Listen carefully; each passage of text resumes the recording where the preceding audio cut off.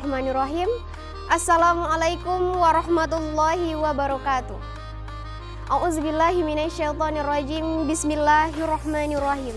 Rabbi shrahli sadri wa yassirli amri wahlul 'uqdatam min lisani yashfa'u qawli. Shadaqallahul azim. Alhamdulillahi rabbil alamin. Assalatu wassalamu ala rasulillah. La haula wala quwata illa billah. Asyhadu an la ilaha illallah wahdahu la syarikalah wa asyhadu anna Muhammadan abduhu wa rasuluh allazi la nabiyya ba'da. Allahumma shalli ala sayyidina Muhammad wa ala ali sayyidina Muhammad. Adik-adik dan teman-temanku yang dimuliakan oleh Allah Subhanahu wa taala. Marilah kita senantiasa bersyukur atas nikmat yang Allah berikan kepada kita. Terutama dan utama sekali adalah nikmat kesehatan. Dengan nikmat kesehatan kita dapat melakukan aktivitas apapun dengan badan kita. Kita dapat melakukan aktivitas apapun dengan kedua tangan kita, kedua kaki kita, dan dengan kekuatan iman kita. Sholawat serta salam tercurahkan buat junjungan kita, buat baginda Rasulullah Sallallahu Alaihi Wasallam, dengan mengucapkan Allahumma sholli ala sayyidina Muhammad wa ala ali sayyidina Muhammad. Teman-teman dan adik-adikku yang dimuliakan oleh Allah Subhanahu wa taala. Marilah kita banyak belajar dari kisahnya para nabi dan rasul, kisahnya para syuhada, kisahnya para mujahid dan mujahidah Islam, kisahnya para sahabat. Banyakkan kisah-kisah yang dapat kita contoh dalam kehidupan kita. Dan salah satunya, marilah kita belajar dari kisahnya Umar bin Khattab, sahabat Rasulullah. Adik-adik dan teman-temanku yang dimuliakan oleh Allah Subhanahu wa taala. Pernah seketika Umar bin Khattab melihat ranting kayu, lalu diambil ranting kayu itu dan berkata kepada ranting kayu itu, "Bayangkan ranting kayu benda mati." Umar berbicara dengan sebuah ranting kayu. Apa katanya teman-teman dan adik-adikku? "Andaikan aku menjadi sepertimu. Andaikan ibuku tidak melahirkanku," katanya. "Kenapa?" tanya Umar. Dia yang bertanya, dia juga yang menjawab. Apa jawabnya? Ya, karena tidak akan ada amalan yang perlu dihisap.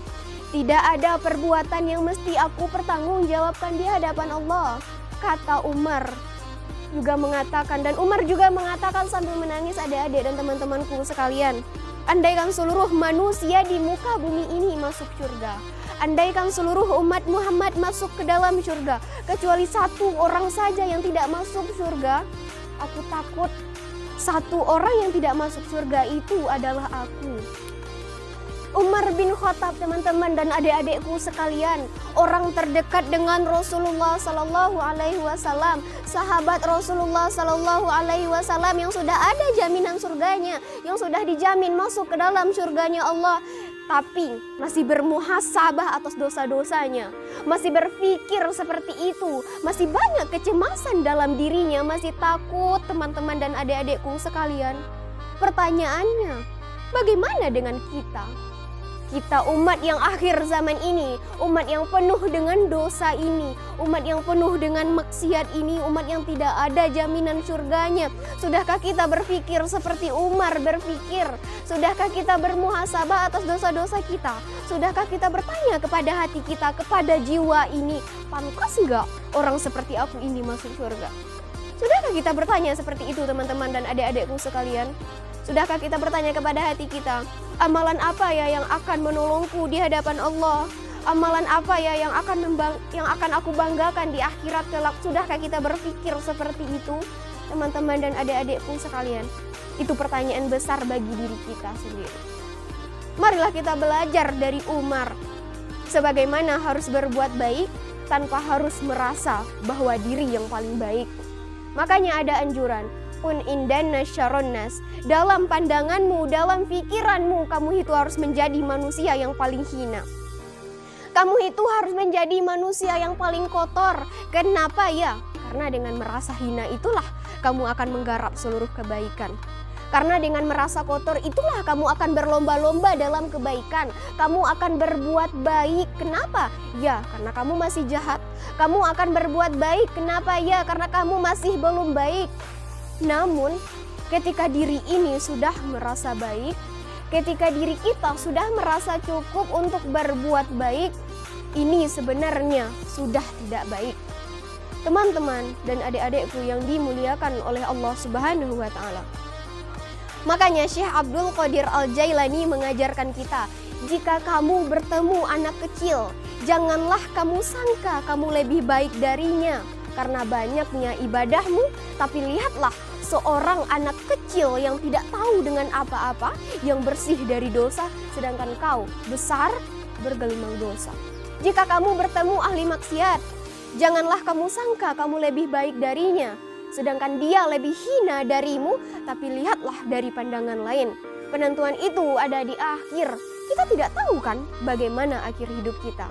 Apakah kita berpulang dalam keadaan su'ul khotimah atau dalam keadaan husnul khotimah. Janganlah kita mengatakan kalau kita itu lebih baik dari si ahli maksiat tadi, teman-teman dan adik-adikku sekalian. Karena kita tidak tahu, bisa jadi saja si ahli maksiat tadi bertaubat di akhir hayatnya, sedangkan kita belum menutup kemungkinan untuk meninggal dalam keadaan su'ul khotimah atau meninggal dalam keadaan buruk.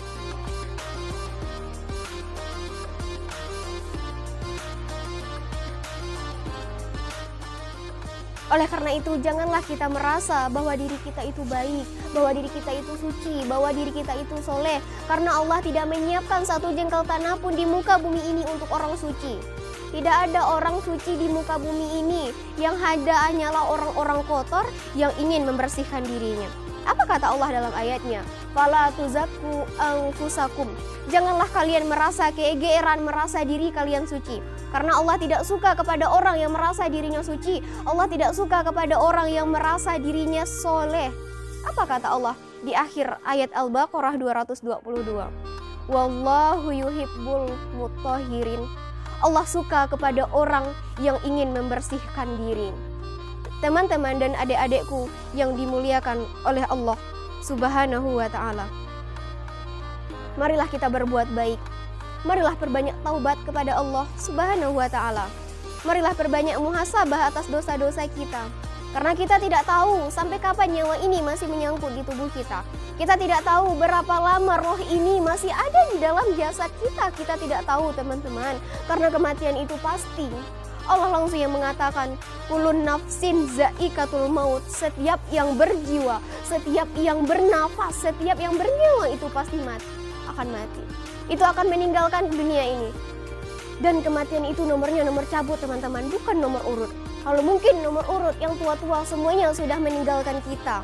Tapi apa yang ada di hadapan kita, apa yang kita lihat tua, muda, dewasa, anak-anak, bahkan yang baru lahir pun meninggalkan kita. Jadi dapat kita buktikan kalau kematian itu tidak memandang usia kita. Kematian itu tidak memandang umur kita.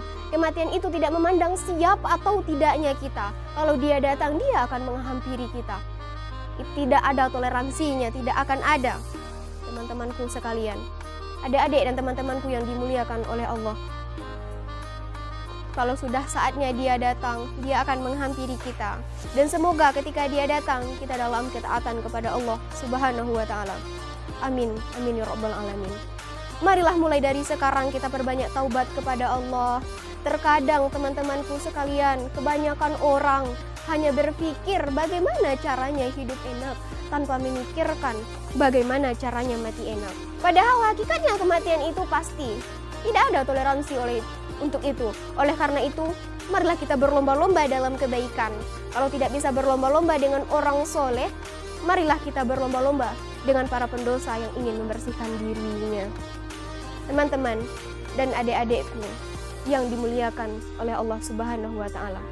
Selagi di bulan yang baik ini, marilah kita berbuat baik. Marilah kita berbuat baik. Selagi ada kesempatan untuk berbuat baik tanpa harus merasa bahwa diri yang paling baik. Mungkin hanya itu yang dapat Aza sampaikan. Semoga apa yang Aza sampaikan dapat bermanfaat bagi kita bersama, terutama bagi diri Aza sendiri. Aza mohon maaf jika ada kesalahan dalam penyampaian Aza. Aza mohon maaf jika ada kekurangan, karena memang kekurangan dan kesalahan datangnya dari diri Aza sendiri, dan kesempurnaan hanyalah milik Allah Subhanahu wa Ta'ala. Aza mohon maaf dan terima kasih semuanya. Tetap semangat menjalankan ibadah puasa. Assalamualaikum warahmatullahi wabarakatuh.